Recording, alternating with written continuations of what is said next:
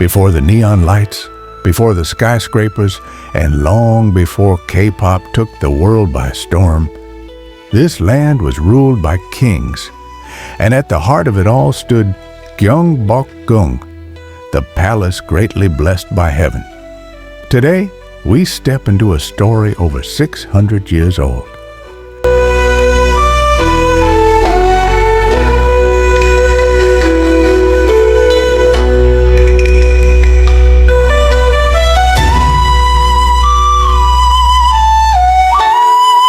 It was the year 1395. A new dynasty had risen, Joseon. Its founder, King Taejo, chose this very spot at the foot of Bugaksan Mountain to build his royal palace. Gyeongbokgung was meant to be the center of power, politics, and prestige.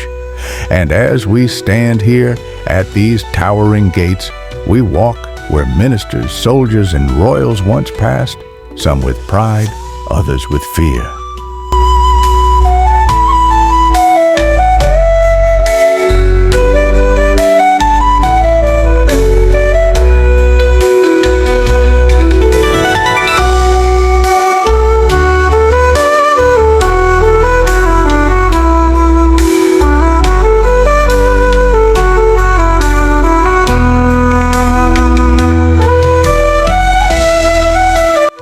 The palace was guarded not just by soldiers, but by tradition.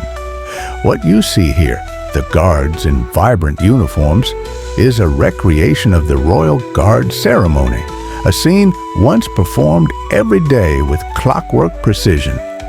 And look around.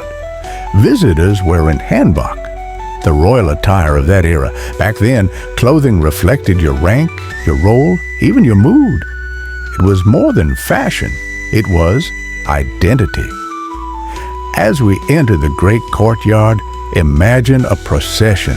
The king carried on a royal palanquin, ministers bowing low and drums echoing against the palace walls. This was more than stone and wood.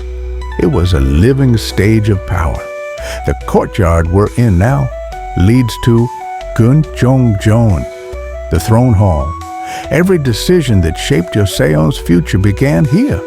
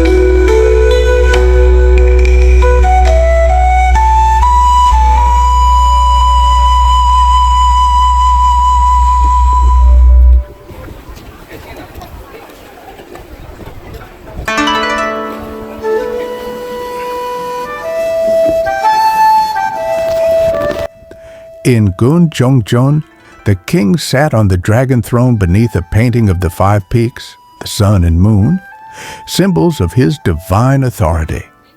He met foreign envoys, appointed officials, and held national ceremonies. The architecture was intentional.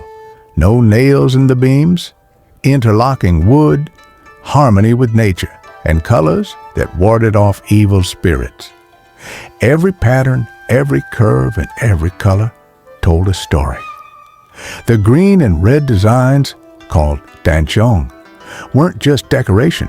They protected the wood, preserved royal energy, and represented yin and yang.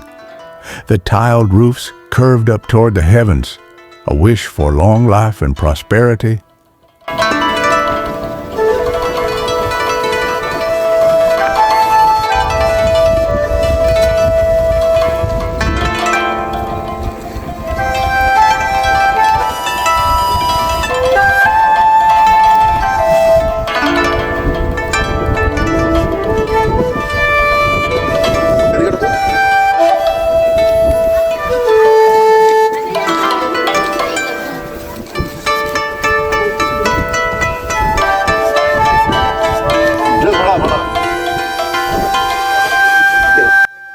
Beyond the throne hall, the palace branches into a maze of corridors and chambers.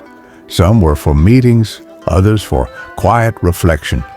Here lived queens, crown princes, and royal consorts.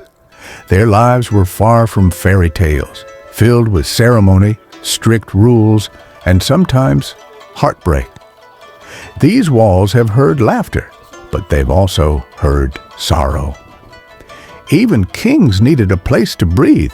Hidden behind the main structures are serene gardens, lotus ponds, and stone pathways. Nature was always a part of Korean palatial life. Scholars and royals would compose poetry under the moonlight or drink tea by the water, trying to find balance in a world of duty and order.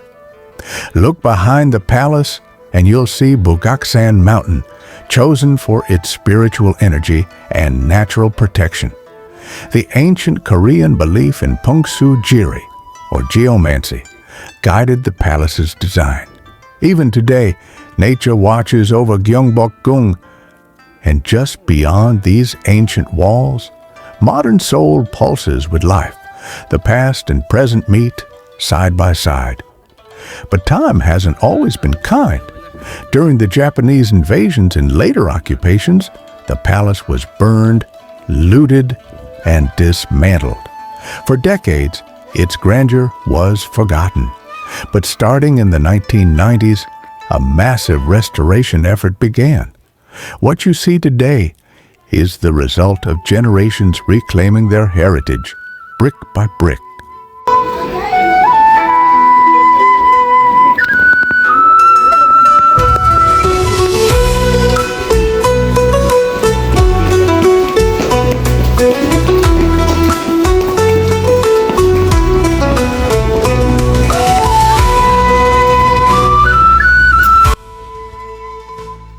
Behind the royals, there was an entire world of people who kept the palace running.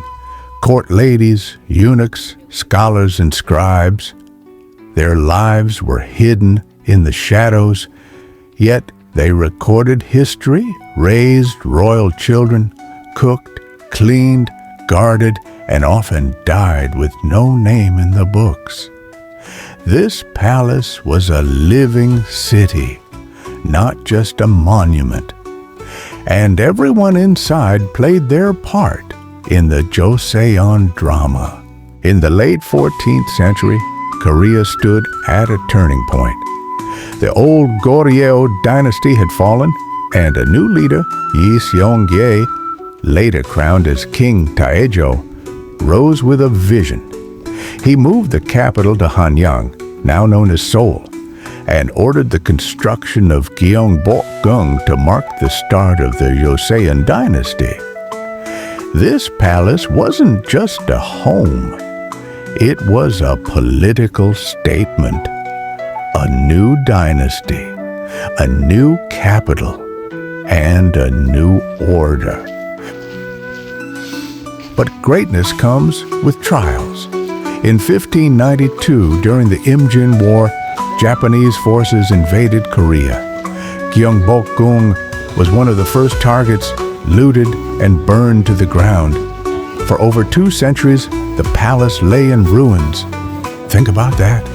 The very heart of the nation, silent and broken, while kings ruled from smaller backup palaces. It wasn't until 1867 that Gyeongbokgung rose again. A powerful regent named Hungseon Daewon-gun, father of King Gojong, spearheaded a massive reconstruction project. Over 7,000 rooms, lavish gardens, and detailed architecture were rebuilt. It was one of the greatest architectural efforts of 19th century Korea, a national revival in wood and stone. After independence, the palace stood wounded, but not forgotten. Beginning in the 1990s, Korea launched long-term restoration projects. Bit by bit, Gyeongbokgung is being brought back to life. Guided by old blueprints, ancient records, and the memories passed down through generations. Today, it's not just about rebuilding buildings. It's about rebuilding identity. A nation remembering who it was and who it still is.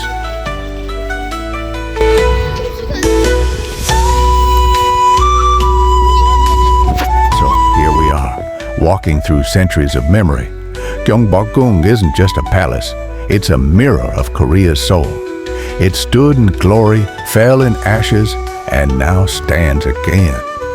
Proud and graceful, and maybe as we leave through these gates, we carry a little of its story with us. Beyond the K-pop, beyond the lights, this is the heart of Korea.